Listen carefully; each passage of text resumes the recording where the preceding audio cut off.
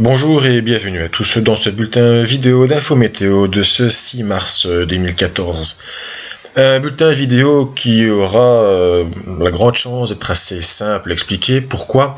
Eh bien parce que les tendances sont très fiables. Il suffit pour cela de regarder le diagramme du modèle des États-Unis pour comprendre que d'une part dans la partie du haut avec les températures et d'autre part dans la partie du bas avec les précipitations, vous pouvez constater une tendance assez nette à des températures élevées et surtout en bas des précipitations nulles ou quasi nulles jusqu'au 15 mars. C'est donc une période d'une dizaine de jours sèche que nous avons déjà commencé, et c'est pourquoi nous pouvons affirmer cela avec une assez grande fiabilité. Donc vraiment les précipitations seront quasi nulles, et cela peut se vérifier aussi avec cet autre diagramme, celui de la pression. Dans la partie d'en bas, vous pouvez constater que celles-ci vont se maintenir d'abord entre 1020 et 1030 hectopascales jusqu'au 11 mars, pour ensuite même grimper aux environs de 1035 hectopascales, qui vont se maintenir jusqu'à 1030 hectopascales le 15 mars, avant de véritablement descendre, probablement, évidemment c'était hanche, il faut toujours utiliser ce terme, et de rejoindre des niveaux plus conformes à notre climat tempéré maritime. Mais ça, évidemment, c'est une autre histoire. Tout ceci, nous pouvons encore le constater avec cet autre diagramme. Ce sont donc les précipitations de différents scénarios du modèle européen. Vous pouvez constater encore une fois que jusqu'au 15 mars, la situation est très sèche, et ce n'est qu'après que éventuellement ce diagramme pourrait décoller. Reprenons encore une fois le diagramme que nous aimons bien utiliser, celui de De Bilt, qui montre, alors là ce sont les températures maximales. Vous pouvez aussi constater que donc une fois que ces précipitations pourraient revenir, eh bien les températures auraient tendance à rebaisser un petit peu. Nous pouvons le constater ici avec la réapparition de couleurs plus bleues. Ça, ce serait encore une fois à partir de la moitié de ce mois.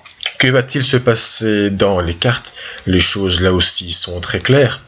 Prenons les cartes du modèle des États-Unis et faisons défiler.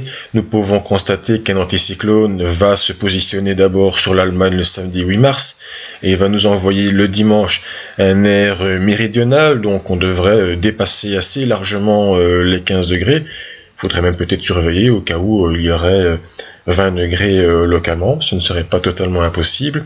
Et puis que va-t-il se passer? Eh bien cette barrière anticyclonique, au lieu de, on pourrait penser, s'effondrer, eh bien au contraire, elle va se renforcer, et notamment le mardi 11 mars, elle va donc avoir son centre anticyclonique très puissant, 1040 hectopascales sur le sud de la mer du Nord, avec aussi en altitude une structure relativement connue des météorologistes, et qui est la suivante, à savoir donc de l'air doux qui remonte ainsi, et de l'air froid qui plonge, avec donc ce symbole qui devrait être relativement familier des amateurs de la Grèce antique, à savoir une lettre oméga. Donc c'est ce qu'on appelle un blocage oméga. Il n'est pas parfait, mais d'un côté vous avez bien de l'air chaud qui remonte à gauche, et de l'autre côté à droite vous avez de l'air froid qui descend.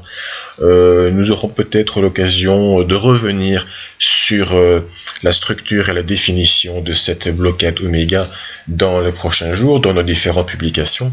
Mais en tout cas, cette blocade va donc nous assurer pour une dizaine de jours probablement un temps sec, la plupart du temps ensoleillé, d'abord très doux avec des températures supérieures à 15 degrés, ensuite la masse d'air se continentalisant, eh bien il est probable que ces températures baisseront, mais resteront au-dessus des moyennes dans un premier temps, avant de voir éventuellement, à partir du 15 mars plus ou moins, une détérioration du temps. Mais nous en sommes encore assez loin, et il s'agira avant tout de profiter de ce beau temps, après un hiver malgré tout assez humide et venteux.